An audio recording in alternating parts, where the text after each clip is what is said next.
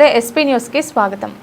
గాడాల గ్రామంలో అనుమతులు అక్రమంగా అడ్డు అదుపు లేకుండా లక్షల రూపాయల మట్టి తవ్వేస్తున్న అధికార యంత్రాంగాలు పట్టించుకున్న దాఖలాలు లేవు। ఇదంతా తూర్పుగోదావరి జిల్లా రాజానగరం నియోజకవర్గం కోరుకొండ మండలం గాడాల గ్రామంలో ఊర చెరువును అదే గ్రామానికి చెందిన మన్యం సీను, మాధవరం సీను, మడికి సీను అనబడే ఈ ముగ్గురు వ్యక్తులు అక్రమ మట్టి తవ్వకాలు నిర్వహించి రాత్రి పగలు లక్షల రూపాయల మట్టిని తరలిస్తున్నారు। ఈ తవ్వకాల విషయమై గత 2 రోజుల క్రితం ఎస్పీ న్యూస్ లో న్యూస్ వెలువడడంతో 2 రోజుల పాటు గుట్టుచప్పుడు కాకుండా ఉండి మళ్లీ గురువారం ఉదయం నుంచి జోరుగా తవ్వకాలు సాగిస్తున్నారు। గ్రామస్తులనైతే దారుణంగా బెదిరింపులకు గురి చేస్తున్నారు। ఎవరైనా అడిగితే ఎమ్మెల్యే బత్తుల బలరామకృష్ణ వారిని చదువుకోమన్నారని ప్రశ్నించిన వారిపై దౌర్జన్యానికి పాల్పడుతున్నారు। ఇప్పటికే ఈ చెరువు తవ్వకాలు నిలిపివేయాలంటూ 4 దళితులు కోర్టులో పిటిషన్ దాఖలు చేశారు।